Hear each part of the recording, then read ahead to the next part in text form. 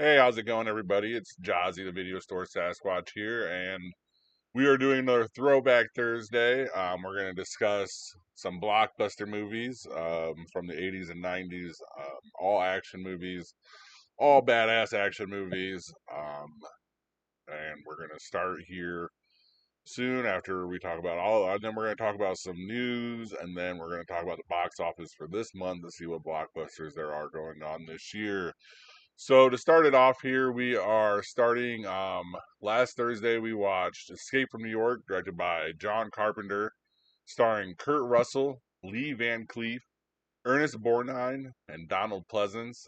It came out July 10th of 1981, and is set in the future here in 1997 when the U.S. president crashes into Manhattan. Now a maximum security prison, a convicted bank robber is sent in to rescue him. Kurt Russell is that Snake. We all know that the video game Metal Gear Solid eventually makes Snake into a more of a character of its own, but it is definitely a ripoff from this character here. Yeah, this one is really badass. Kind of forget about how good the two escapes are. We didn't follow both of them because there's Escape from LA and there's Escape from New York. You forget how good they both are. You forget how like original it was like 1981 to 97 is the future here. So 30 years ago surpassed. We obviously know that New York is not a maximum security prison or nothing like that. They got all that wrong, but it is wild, like imagination for like 16 years from there into the future. They're thinking about stuff like this. Pretty cool visual effects. All the cool stuff about the 80s, like futuristic stuff, is the computers were so early that you kind of get a sense of what the earliest computers are because there's just a lot of basic like straight line graphics with like little dots, and they're trying to hit that, and that's what they're trying to show you. There's a lot of 2D instead of 3D. Um, a lot of basic colors like green, white, black, green, on screen, basically typing and stuff like this. So it is kind of cool to see all that cool stuff that they kind of introduced into their own future. I guess like the only thing that they really always get right with what stuff and technology in the future is getting that ear talk to you, talk to someone, talk to you in an ear, thinking about your ear, AirPods and stuff like this. But there are some pretty cool things here. It's cool to see Donald Pleasance as a president um, here, even though he kind of plays like a jackass. It's all right. Kurt Russell plays a badass here. There's so much good things about this movie to like. It's crazy that this is from 1981, and when you think about it, that's just wild. So the budget of this one was $6 million, and this is the only one for this list for this week that doesn't have an opening weekend take, but it has a total gross take of $25 million. So made five times its budget. It definitely was a hit, no matter which way you look at it. They always say to take the budget and times it by two. I don't believe that's correct. I think that there's a lot of multi-faceted parts and approaches to advertising that I don't think that you can just like automatically think that every movie is going to double their budget by two to advertise it. But I bet that there was like a good considerable amount of advertisement here. So like to be on the more like conservative, probably like three times as much money as it cost to make. Is probably where it was, which is still a hit no matter which way you look at it. Like I said, always awesome.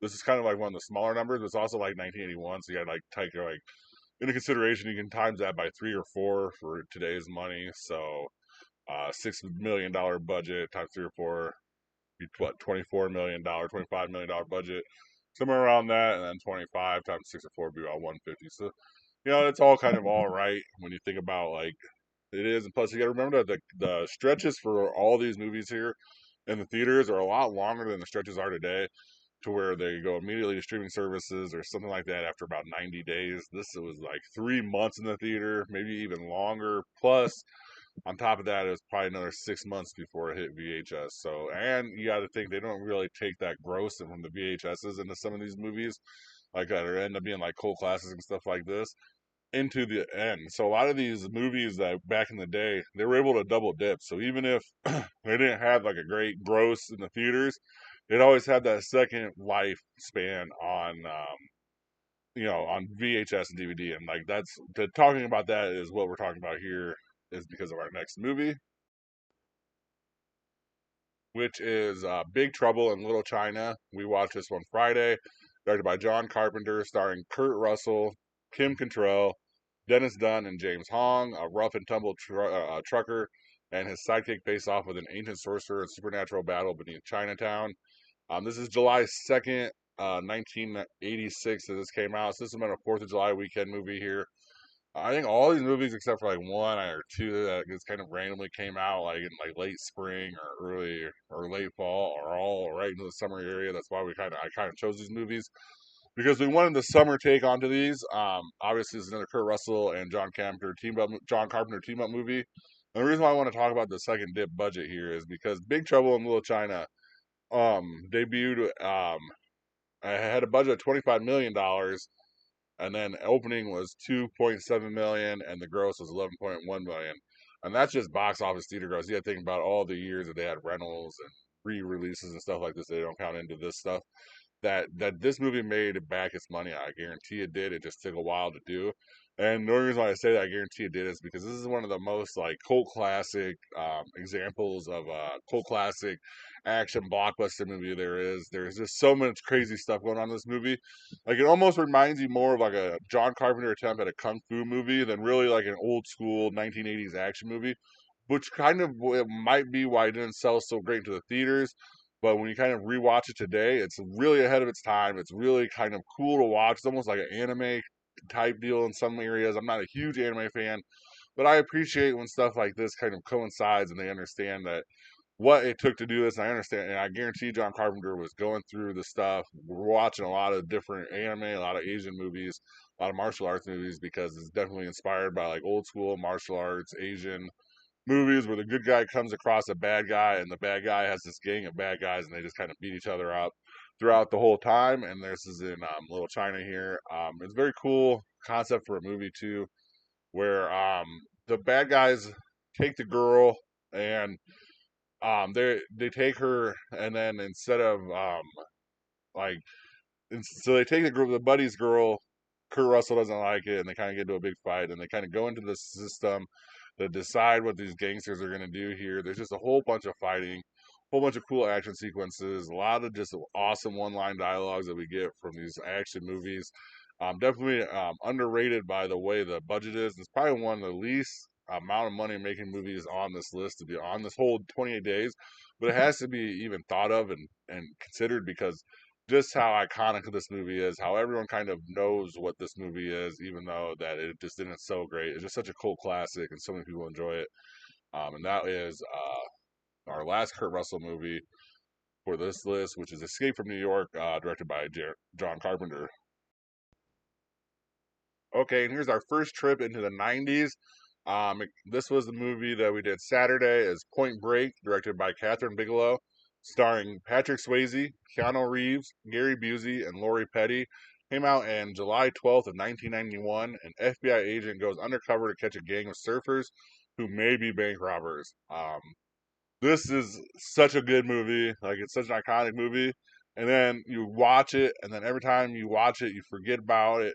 And then you can watch it again, and then you remember, God damn it, Fast and Furious ripped this movie off so fucking hard that it's just wild to me that these two movies exist in the same area code of years of just the same. Like people just didn't just kill Fast and Furious for being a ripoff of Point Break. I guess there's just enough differences to where they just don't even think about it, or people just don't realize it, or enough time had passed where people just didn't realize exactly it is, or maybe it's the surfing against the racing. But this is an obscure sport with a group of robbers, even though one's a bank robber and the other ones are armed car robbers. And the young rookie undercover agent has to infiltrate them, and while infiltrating them, decides that he actually likes them more than he likes the good guys. So everything is. I would have been so mad if I was Catherine Bigelow seeing Fast and the Furious and being like, you just ripped off my whole freaking movie here. But this is a Keanu Reeves starter. This is what made it. I was talking about him with my buddy as we were doing this list, and I was like, dude, Keanu Reeves had to make so much money for studios that they just have to love him because this was a $24 million budget, opened at $8.5 million, and had a gross of $83.5 million. This was 1991. We still have two more movies we're going to cover, and those are just the tip of the iceberg for what he's gonna do, and you're gonna just understand what I'm saying. Like, there's just so much money behind this guy. This movie is so good, so many iconic scenes from it. I'm not going to go through it too much about the iconic scenes, but there's just so much just of repetitiveness. The cool thing here too is every time, and we're going to see that later on here, is every time we get Gary Busey in an action movie or a blockbuster movie, he's always the bad guy. And this one, he's the good guy with Keanu Reeves, so it's like cool. And Swayze's always the good guy, and in this one, he's the bad guy against Keanu. And it's hard because like you want to like Swayze and you want to like Keanu because it's just them, and what you guys understand, they're both coming from, they're just completely two worlds in this movie. I thought it was very well done, and I was shocked that it is also a female director. And I don't mean that in a bad way. I just, for 1991, that is very progressive. So good job to everyone involved with this movie to just bring it in and do everything together. And yeah, this movie is one of the premier Keanu Reeves movies when you think about it. It's one of the premier movies that if you just haven't watched, you should go and check out, especially if you like action movies, because it is that good. And that is Point Break, directed by Catherine Bigelow. And continuing on to Keanu Reeves' train here, we are with Speed, directed by Jean Dabont, starring Keanu Reeves, Dennis Hopper, Sandra Bullock, and Joe Morton. I don't know why they don't have um, Jeff Daniels as the top list there from IMDb. That's weird. In 1994, a deranged bomb expert, Howard Payne, rigs a city bus with a bomb that will explode if it drops below 50 miles per hour. It's up to Officer Jack Traven and passenger Annie Porter to work together to keep the bus moving and save everyone on board. This was June 10th, 1994. This movie came out. It had a budget of about $30 million. Opening weekend was 14.4, and its total gross, these are getting to worldwide numbers here, is $350.4 million. Holy hell, Keanu, we have a hit. Holy hell, this is a blockbuster. This is what we're talking about when we're talking about blockbuster movies. There are just huge movies that everyone watched because they were just that good, and this is one of those movies that it defines the whole thing here. Um, Such an iconic movie. They did it. Everyone makes fun of it. Man, you can't stop the bus. Every time you watch it, you're literally on the edge of your seat, just like, oh man, I know how this movie ends, but like, I want to like, I am still that shocked about like what's going on here that I'm on the edge of my seat. I'm enjoying every part of this movie. Um, Jeff Daniels gives great interviews about it on like Rich Eyes and so many places where he was just told to look at the camera and like shock, and that is like the most perfect like bomb scene, most perfect scene ever. I don't understand why Jeff Daniels is in on the IMDb top 4 there. That is just the dirtiest thing to not include him. And then another thing I want to talk about this movie is they talk about the the uh, the Mandela effect here, because I remember before I watched it like 3 or 4, maybe 5 years ago, Jeff Daniels being the bad guy at some point in time. For whatever reason, I could have sworn to you Jeff Daniels ended up being the bad guy. And Jeff Daniels talks about how in the original script, in an interview where he was the bad guy, or there was like a plan for him to be the bad guy, but they kind of rewrote it and ended up going back to Dennis Hopper or whatever. That is crazy. That I want to know what you guys think about Mandela effects in movies. Which ones you remember? Which ones you've heard about? Because I swear to you, I could have before I watched this movie like 6 years ago, I would have told you Jeff Daniels was the bad guy in the movie, and it's always been Dennis Hopper. I guess it always was Dennis Hopper. It's crazy to think that there's like little things like that, like kind of get into your brain, and like it kind of turns it.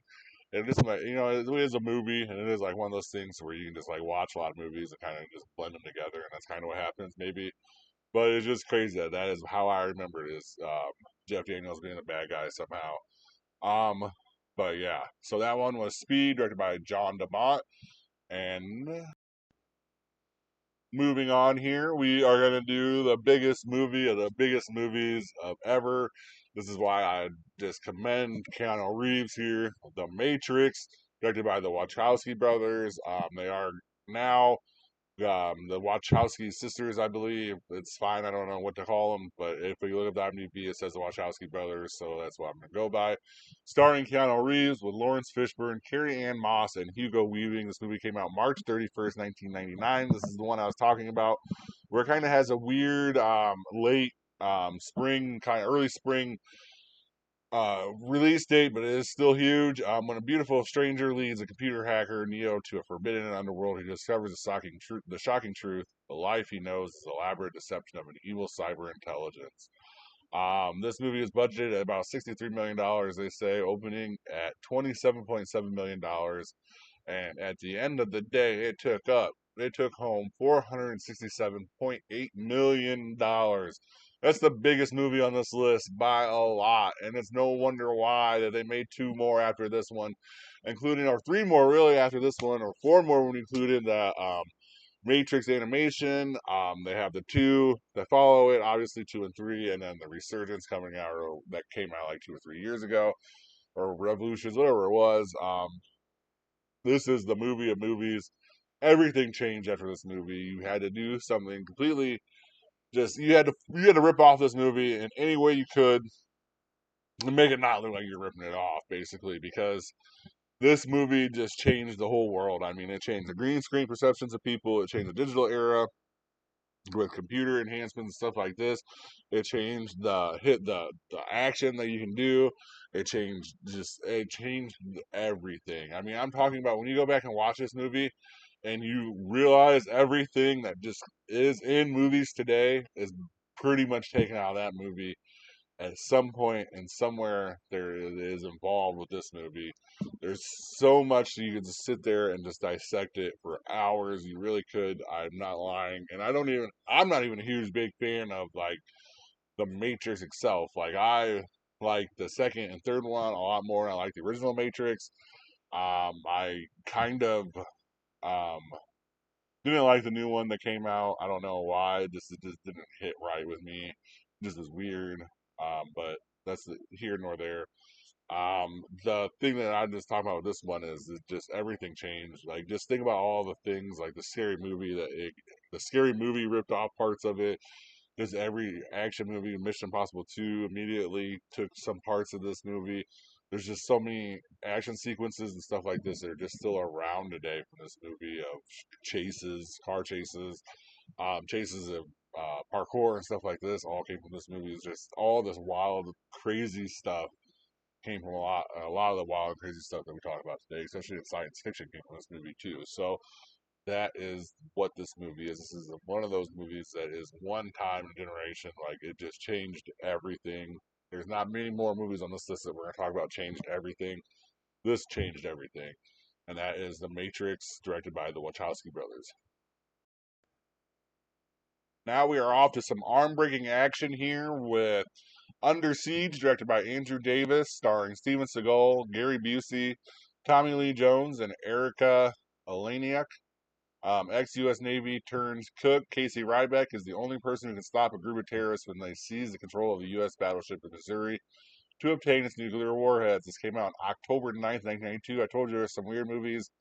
Came out just a little bit outside of summer, a little bit before summer. This had a budget of $30 million, opening at $15.7 million, and it grossed out at $156.5 million. This is the premiere arm breaking movie for Steven Seagal. It has all the good characters around it, with Tommy Lee Jones as the bad guy, mixed with Gary Busey as the bad guy as well. They kind of combined together to make a really cool atmosphere. It is on a boat. There's just and it just is like just everything that Steven Seagal does is just so serious. It's so awesome. If you have never seen a Steven Seagal movie, I suggest that this is the first movie that you watch. It is Under Siege. This one, I believe that like the old story, like this has been the middle of his run. I mean, or maybe even the end of his run, or about at the end of his run. But I believe the old adage or the old story is a producer bet money on somebody that he could make Steven Seagal a star after seeing him do his karate, or whatever. It's not his karate, whatever it is.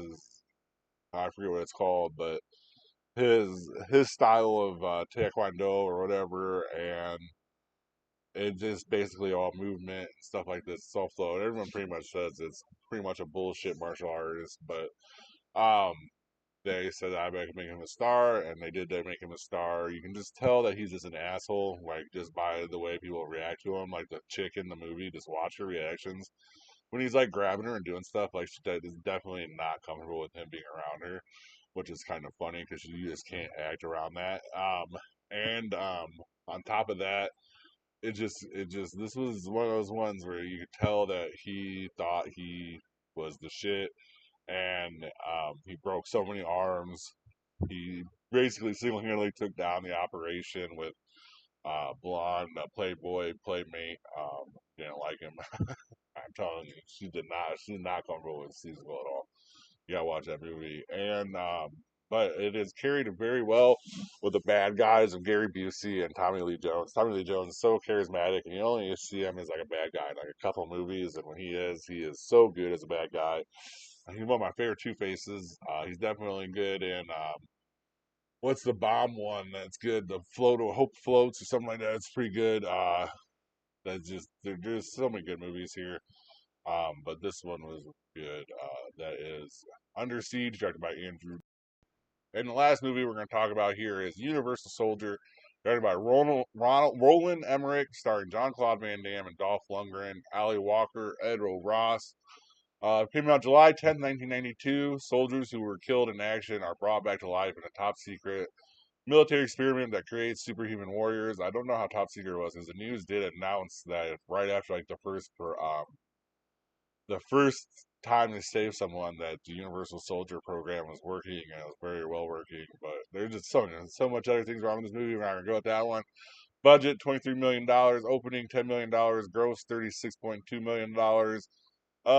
Yeah, I mean, it barely a hit, but it's a hit. It made its money back definitely for sure. I don't know. This one I don't know why I put on the list. To be honest with you, I probably could have found a better movie. Probably could have went with like Roadhouse or something that's way better than this movie. I always forget that this movie is just not my cup of tea for whatever reason. But the one thing I do respect about it, and it's the one thing I always bitch about with these movies today, is we always take these American actors and we take them and we put them in a foreign country. Well, now we took two foreign freaking actors and we put them in America, and we had a badass movie. So I mean, not a badass movie, but badass action sequences at least. I mean, I can at least attest to that. It's always cool to see a shoot 'em up movie. It's like the opposite of what we do today, though, where we where it's just I don't know. And then it has Ali Walker in it, and we all know and she's not like my favorite person, or I guess we don't all know, but she's definitely not my favorite person from Sons of Anarchy. And sometimes as like characters, you just can't shake them with the person, and she is one of those people I cannot shake with that character. And I always been glad when Opie gets his justice when I watch it.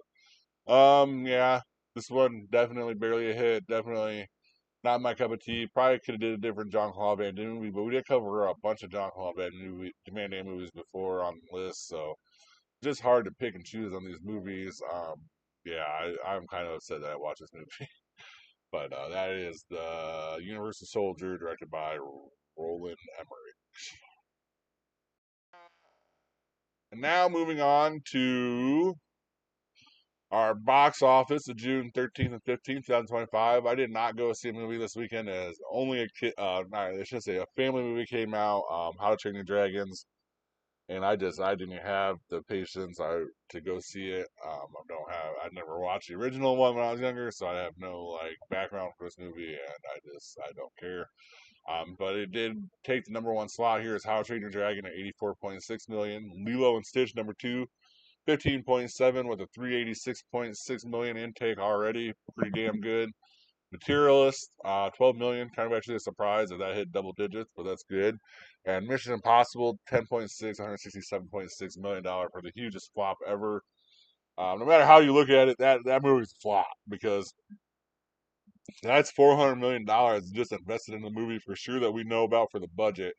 And then we're taking at least half of that for the advertising, probably more really for this one. I could believe when you double it. I highly doubt it was $400 million worth of advertising. To be honest, it's probably $200 million. I feel like it's enough, but still a wild loss here. I don't understand it. I don't know if it's the Memorial Day weekend change or what it was, but that's just unfortunate for Mission Impossible and Tom Cruise. And the one piece of news I was going to get at is I guess I was wrong a couple of weeks ago when I said that the Batman was canceled. The second Batman movie was canceled. I guess that James Gunn has gone out and said a couple times now that that is not canceled. Matt Reeves is a slow worker. I highly doubt that is the case. I really do believe that James Gunn is trying to big dick Matt Reeves here. I feel kind of bad for DC comic book fans, myself included, because I just feel like this Superman movie has it all riding on it, and if this movie bombs, it's gonna be so bad for Warner Brothers, for DC, for any property coming out. I feel bad because it just I really would like to see good movies from Superman, Batman, and stuff like this. I think that they've done a very good job with Batman. It's unfortunate that Superman just hasn't hit recently, and it is a hard guy to tell because he's just so powerful. So it's hard to know, but I mean, I think that this movie bombs. I mean, we can pretty much guarantee that the DC universe is going to unfold on itself with James Gunn because it just there's just not much traction running on, and there's nothing good like coming out of that story that it just is spinning like last year we finally got Deadpool and we got like the Avengers news and stuff like this from Marvel. So like kind of the negative stuff that Marvel was going through kind of turned a little bit and we kind of saw it with the hit with the new Captain America and even Thunderbolts did pretty well. Um so it'll be interesting to see what Fantastic Four does because I think that is going to be a bomb too. So it's going to be interesting to see what happens this summer. So that is our Throwback Thursday for this week. Thank you guys very much for watching, and please have a good rest of your day or night.